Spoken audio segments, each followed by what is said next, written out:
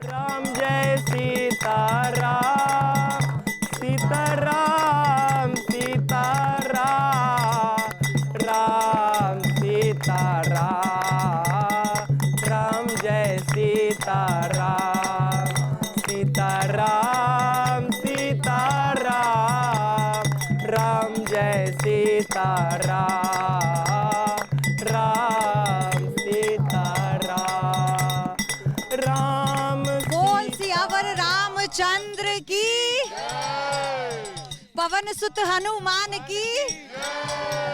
बहुत बहुत स्वागत है आप सभी का हमारी इस खास पेशकश में। ये खास पेशकश इसलिए हो जाती है क्योंकि खास मेहमान, खास लोग इस वक्त मेरे साथ हैं। जब आप अयोध्या नगरी में प्रवेश करते हैं तो राम भक्ति रस की छटा और हर ओर बिखरी हुई नजर आती है। हर कोई राम भक्ति में सराबोर नजर आता है। लेकिन आज जो यहाँ पर मेरे साथ मौजूद हैं, हम उनसे ये जानेंगे कि कैसे ये आंदोलन से निर्माण तक का सफर पूरा हुआ है। महंत अभिराम दास जी के शिष्य महंत धर्मदास जी, बहुत बहुत स्वागत है आपको, बहुत बहुत प्रणाम। तुमको भी बहुत बहुत स्वागत है बिटिया।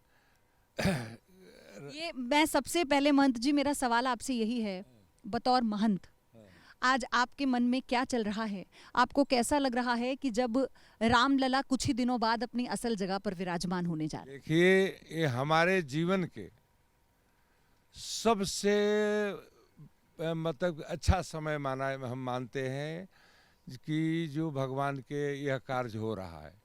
देखिए, वीर के तभी जब शोभा होता है कि जो अपना काम कर करके उसको विजय प्राप्त हो, तभी वो वीर के खुशी के अंदाज नहीं रहता है उसके कि कितना बड़ा खुशी हुआ।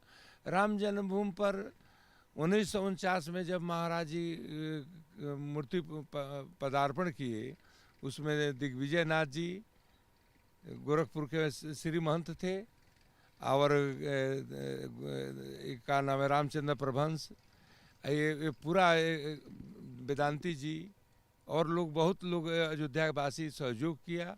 राम मंदिर में मूर्ति पधारा, 145-46 हुआ। यह कांड के बाद में हम थोड़े दिन के बाद में हम 65 में हम यहाँ पर आ गए। आप पक्षकार रहे हैं इसके? तो हमको गुरु महाराज ने हमको रजिस्ट्री कर करके हमारे गोदी में बैठ करके कहे कि बच्चा, ये कार्य को तुमको करना है, इसी के लिए तुम यहाँ पर बुलाए गए हो।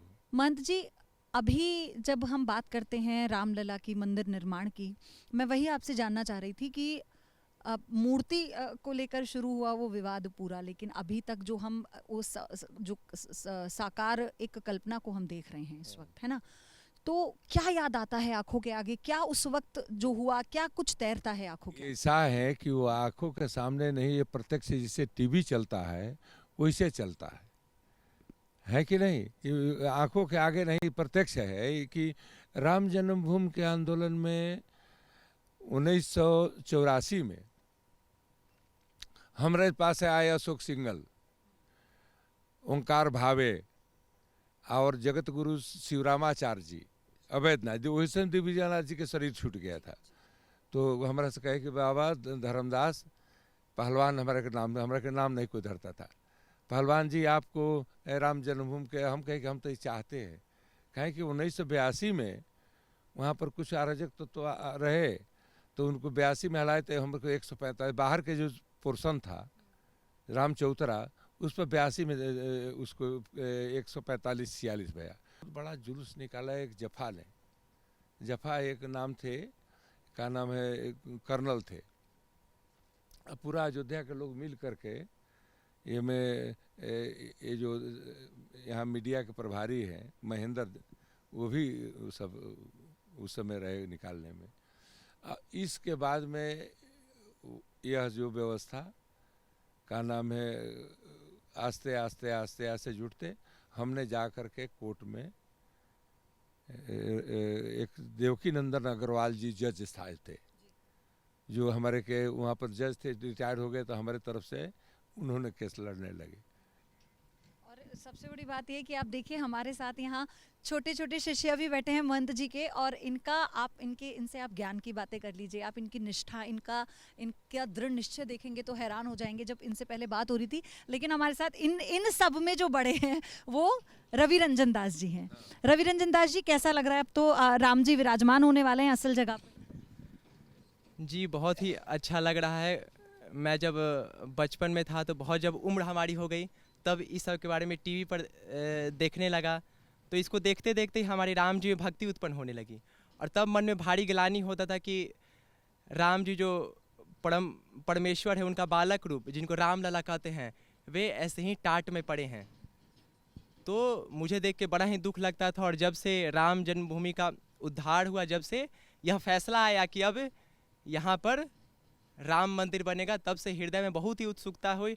और इतनी ज़्यादा उत्सुकता हुई, इतनी ज़्यादा भक्ति हमारे जगह कि मैंने घर परिवार छोड़ के अयोध्या आने का फैसला किया।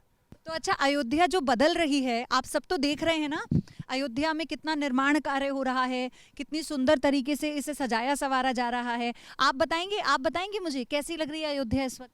बहुत अच्छी लग रही है जी। सबसे अच्छा क्या लग रहा है? सबसे अच्छा तो हमें हमारा विद्यालय लग रहा है, अपना विद्यालय जी। और जो मंदिर में जो दीवारों पर जो नक्काशी की जा रही है, रास्ते बनाए जा रहे हैं, वो भी अच्छा लग रहा है, हम देख चुके हैं सब, जी। अच्छा, तो अच्छा, आप लोगों से भी मैं जानना चाहती हूँ, ये जो अयोध्या में जो बदलाव आया है, साधु संतों के लिए तमाम सुविधाओं की बात कही जा रही है, इसे लेकर क्या कहते हैं?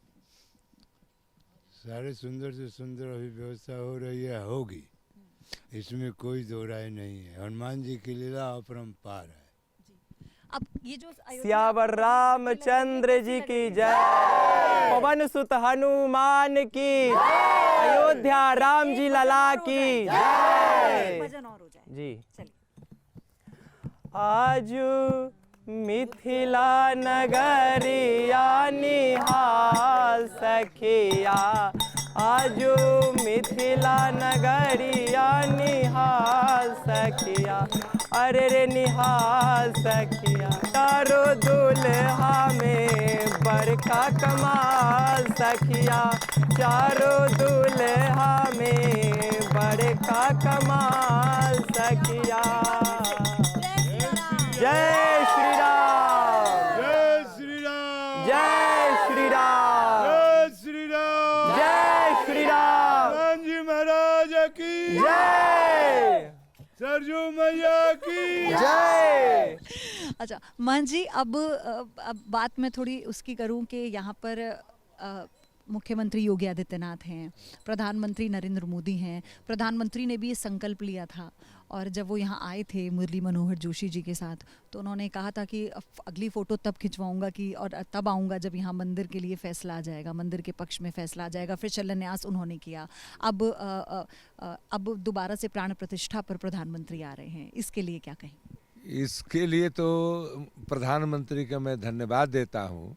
तो हनुमान जी की कृपा से अब आ रहे हैं। हनुमान जी उनको आत्मबल और साहस शक्ति दें कि पूरा विश्व में सनातन संस्कृति के खंभा गड़ जाए। मान जी, लेकिन अब अगर मैं व्यवस्था की बात करूं जो इस वक्त अयोध्या में है, आप इसे कैसे देख रहे हैं? जो अयोध्या ये बदली है, यहाँ लोगों के लिए जो सुविधाएं मुहैया कराई जा रही हैं, ये कितना एक बड़ा कदम है, ये राम भक्तों के लिए खासतौर। ये अच्छा चीज़ है, लेकिन हम भी प्रार्थना करेंगे कि अयोध्या में शिक्षा के प्रति जितना जागरूक होना चाहिए, सभी छोटे छोटे विद्यालय खोल के बनाए हुए हैं, शिक्षा के प्रति या कोई रहन सहन के प्रति अयोध्या के लोगों को सबको जागृत होना चाहिए।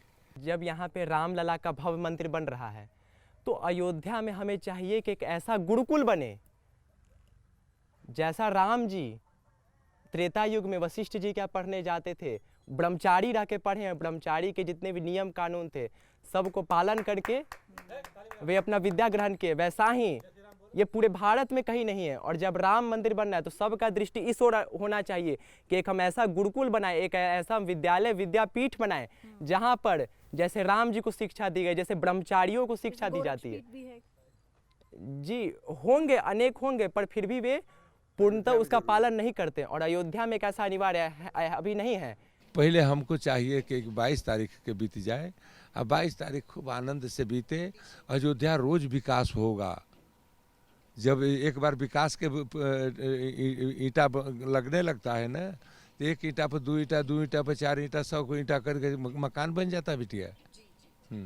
तो इसी उम्मीद के साथ आप देखिए कि सारी बातें अभी सबके लिए बाद में लग रही हैं। सबको लग रहा है कि कई मुद्दे हैं देखिए विकास को लेकर, तो लेकिन अयोध्या जो नगरी, राम की नगरी है, यहाँ की सबसे महत्वपूर्ण बात यही है कि राम विराजमान होने वाले हैं टाट से ठाट में, और इसी को लेकर जो भव्य तैयारियां हैं वो की जा रही हैं। स्वागत में कोई कमी नहीं छोड़ेगा, चाहे साधु संत हो, महंत हो या फिर राम भक्त हो जो यहाँ पर इंतजार कर रहे हैं। उस क्षण का हर कोई इसका साक्षी बनना चाहता है। तो हमारी इस खास पेशकश में इतना ही, लेकिन जाते जाते आपको महंत रविदास जी का जय श्री राम एक और भजन सुनवाते हैं। असुर निकंदन राम दुलार, अष्ट सिद्धि नवनिधि के दाता, असबर दीन जानकी माता, राम रसायन तुमरे पासा, सदा रहो रघुपति के दासा, तुमरे भजन राम को पावे, जन्म जन्म के दुख